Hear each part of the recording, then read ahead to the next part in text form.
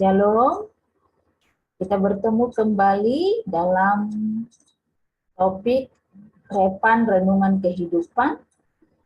Hari ini kita akan membahas satu tema, berbicara tentang rahasia kepuasan hati, yang terambil dari Filipi pasal 4 ayat 10 sampai ayat yang ke-20. Demikian firman Tuhan, "Aku sangat bersukacita dalam Tuhan, bahwa akhirnya pikiranmu dan perasaanmu bertumbuh kembali untuk aku. Memang selalu ada perhatianmu, tetapi tidak ada kesempatan bagimu. Kukatakan ini bukanlah karena kekurangan, sebab aku telah belajar mencukupkan diri dalam segala keadaan. Aku tahu apa itu kekurangan dan aku tahu apa itu kelimpahan. Dalam segala hal dan dalam segala perkara tidak ada sesuatu yang merupakan rahasia bagiku, baik dalam hal kenyang maupun dalam hal kelaparan, baik dalam hal kelimpahan maupun dalam hal kekurangan. Segala perkara dapat kutanggung di dalam Dia yang memberi kekuatan kepadaku. Namun baik juga perbuatanmu bahwa kamu telah mengambil bagian dalam kesusahanku.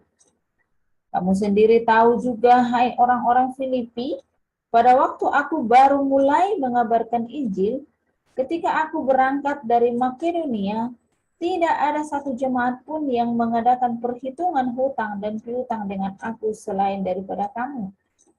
Karena di Tesalonika pun kamu telah 1-2 kali mengirimkan bantuan kepadaku.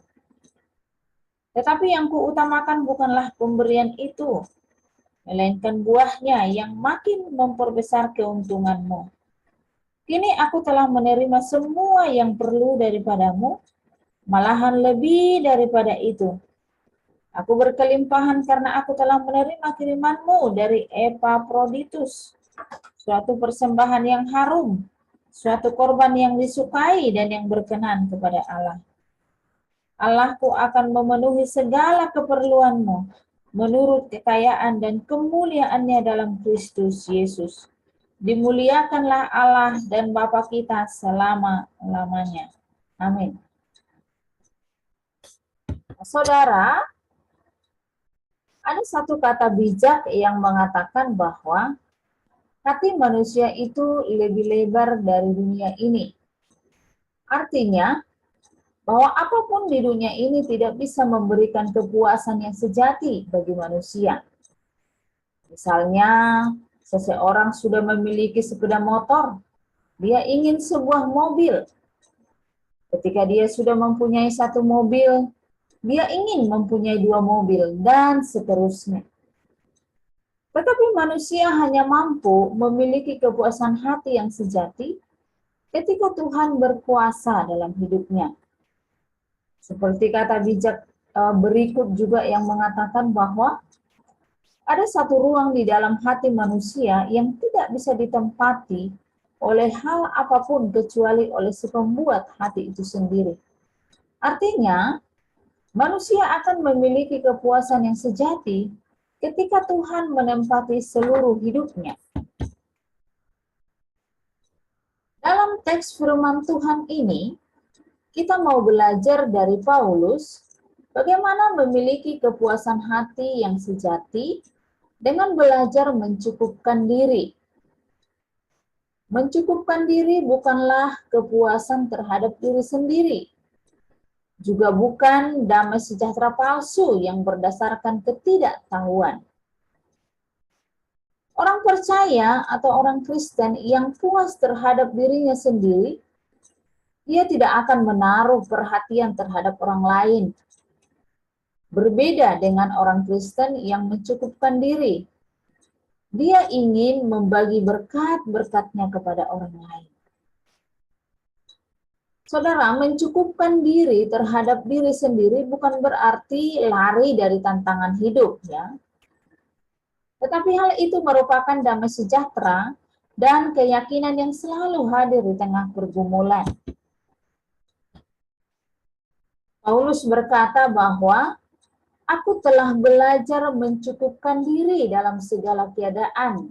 Ayat 11 tadi. Ada dua kata yang sangat penting dalam kalimat ini, yaitu yang pertama kata belajar dan juga dengan kata mencukupkan diri. Kata kerja belajar di sini artinya belajar melalui pengalaman. Jika kita melihat di sini, Paulus dapat mencukupkan diri secara rohani, dan hal ini bukanlah sesuatu yang secara spontan dia miliki sesudah dia diselamatkan.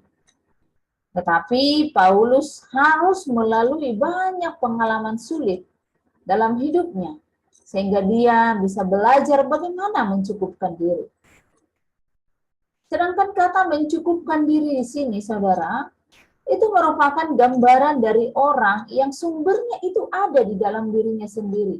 Sehingga dia tidak usah bergantung kepada hal-hal lain. Kata mencukupkan diri di sini, ini merupakan suatu kata yang sering dipakai oleh filsuf-filsuf Stoik dahulu ya, yang berarti orang yang dapat mengendalikan diri, yang dapat menghadapi kesakitan atau ketidaksenangan tanpa mengeluh. Sesungguhnya, orang Kristen tidak mencukupkan dirinya sendiri, tetapi dia mencukupkan diri di dalam Kristus. Karena Kristus hidup di dalam kita, maka kita dapat memenuhi kebutuhan-kebutuhan hidup kita.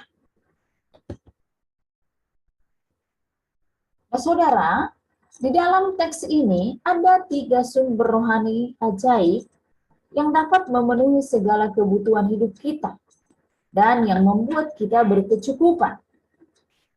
Yaitu, yang pertama, bahwa sumber yang pertama adalah bahwa pemeliharaan Allah itu yang mutlak. Ada pemeliharaan Allah yang mutlak bagi kita. Tadi kita baca di dalam ayat yang ke-10.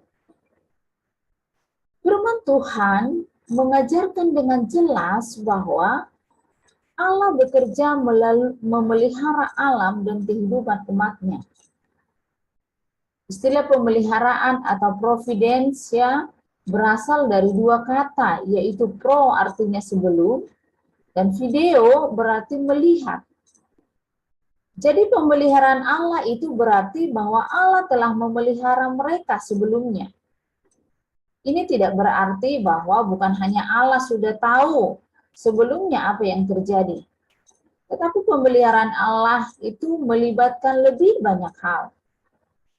Allah lah yang lebih dahulu mengatur keadaan dan situasi untuk memenuhi rencananya. Contoh yang sangat terkenal dalam Alkitab yang kita sudah sering dengar adalah Yusuf dan saudara-saudaranya. Di dalam Kejadian 45 ayat 5, Yusuf pernah berkata kepada saudara-saudaranya, demikian, tetapi sekarang janganlah bersusah hati dan janganlah menyesali diri, karena kamu menjual aku ke sini. Sebab untuk memelihara kehidupanlah Allah menyuruh aku mendahului kamu. Dan juga di dalam Kejadian 50 ayat 20, Yusuf juga berkata, memang kamu telah mereka-rekakan yang jahat terhadap aku. Tetapi Allah telah mereka-rekakannya untuk kebaikan. Dengan maksud melakukan seperti yang terjadi sekarang ini. Yakni memelihara hidup suatu bangsa yang besar. Ini berarti saudara bahwa pemeliharaan Allah yaitu tangannya lah yang mengatur dan mengendalikan semua persoalan-persoalan hidup manusia.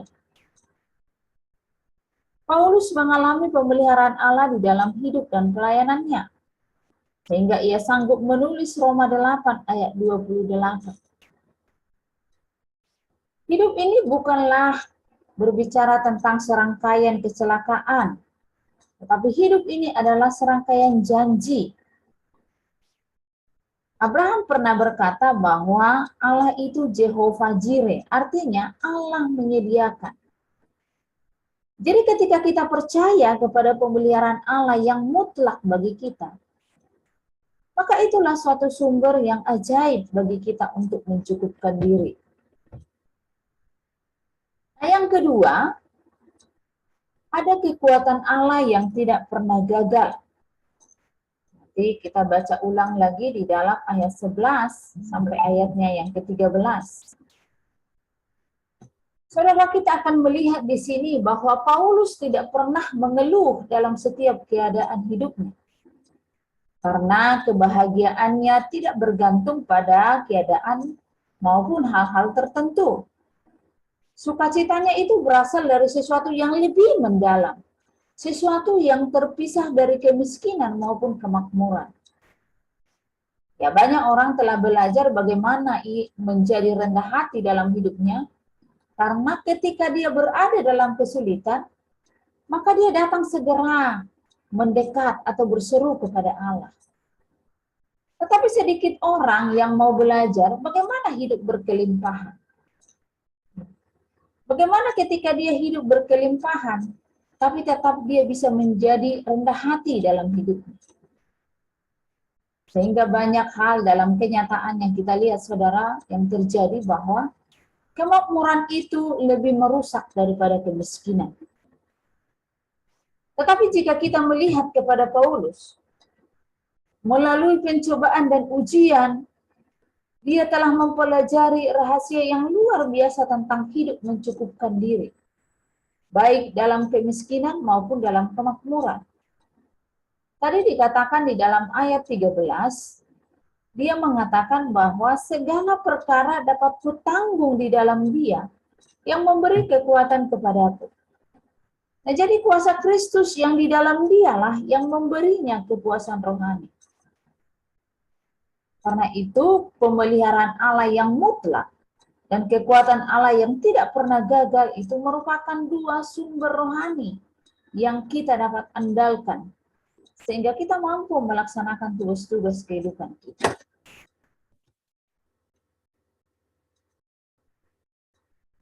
Nah, yang ketiga adalah janji Allah yang tidak pernah berubah. Di pasal 4 ayat 14 sampai ayat yang ke-20. Kebenaran firman Tuhan hari ini, saudara, mengajarkan kita bahwa ketika Allah berjanji, maka Dia tidak lalai menepatinya. Janjinya tidak pernah berubah, karena Dia adalah Allah yang setia. Allah berjanji memenuhi kebutuhan orang yang percaya kepadanya menurut kekayaan dan kemuliaannya.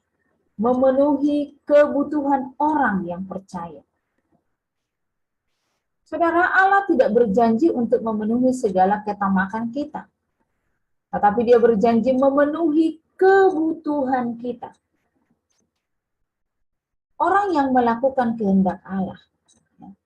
Jadi Allah berjanji akan memenuhi kebutuhan orang-orang yang melakukan kehendak Allah. Hudson Taylor pernah berkata bahwa bila pekerjaan Allah dilaksanakan dalam cara Allah untuk kemuliaan Allah, maka Allah akan memenuhi segala keperluan kita. Jadi, kepuasan hati itu berasal dari sumber yang memadai. Dan sumber kita adalah pemeliharaan Allah, kuasa Allah, dan juga janji-janji Allah. Jika sumber ini membuat Paulus merasa cukup untuk memenuhi kebutuhan dalam hidupnya, maka sumber-sumber ini juga dapat membuat hidup kita cukup. Karena itu, saudara, mari kita terus belajar dalam hidup kita untuk mencukupkan diri. Karena itulah yang merupakan rahasia kepuasan hati yang sejati di hadapan Tuhan. Bagaimana kita melihat pemeliharaan Allah yang mutlak bagi kita. Bagaimana kita melihat bahwa janji-janji Allah itu tidak pernah berubah. Dia akan menepati. Bahkan ketika kita melakukan segala sesuatu sesuai dengan kehendak Allah, maka Dia akan memenuhi segala kebutuhan kita menurut kekayaan dan kemuliaan-Nya. Demikian renungan kehidupan bagi kita hari ini. Biarlah ini sungguh boleh memberkati kita. Dan kita dimampukan oleh Roh Kudus melakukannya dalam kehidupan kita tiap-tiap. Amin. Tuhan Yesus memberkati. Shalom.